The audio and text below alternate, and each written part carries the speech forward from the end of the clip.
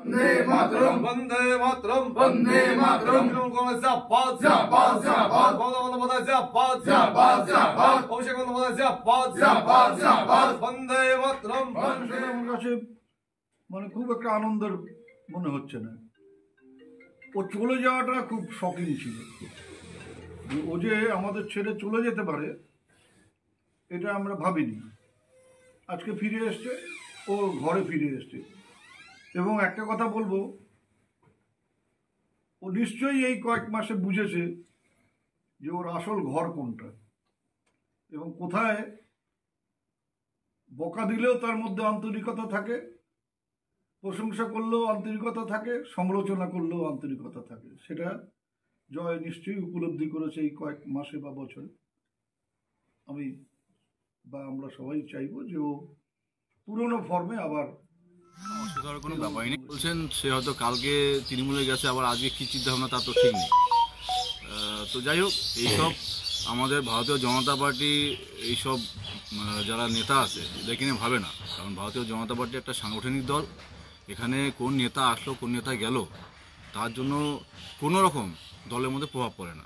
কারণ এই দল সম্পূর্ণ আমাদের যে কর্মীদের উপরে আস্থা করে এই দল চলে আর কি। এই দলের কর্মীদের উপরেই আমরা বিশ্বাস রাখি।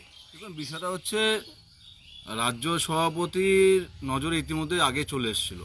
তো রাজ্য সভাপতি আসার পরে ওনার কানেও হয়তো ব্যাপারটা ছিল।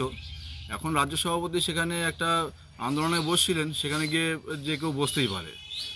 কিন্তু তাকে সে যে এই কাজগুলি করছে, দলের যে ক্ষতি করছে, সেটা রাজ্য সভাপতির কাছে খবর ছিল। তাকে হয়তো এই পদ থেকে সরিয়ে দিত বা তাকে হয়তো দল থেকে বহিষ্কার করতো, এরকম একটা সিদ্ধান্ত হয়তো হয়েছিল। সে হয়তো জানতে পেরেছে, সেই জন্য হয়তো দল ত্যাগ করেছে, এটাও হতে পারে। না, অস্বস্তি বলতে আমরা বললাম যে আমাদের ভারতীয় জনতা পার্টি একটা সাংগঠনিক দল।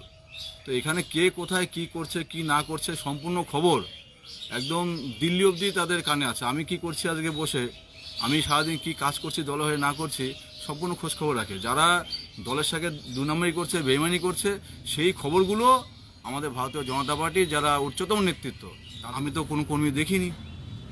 ভারতীয় জনতা পার্টি যখন যোগদান করেছে তখনও কোনো কর্মী দেখিনি। কালকে যে জয়েন করলো তৃণমূলে গিয়ে, সেখানেও আমি কোনো কর্মী দেখিনি তার সাথে।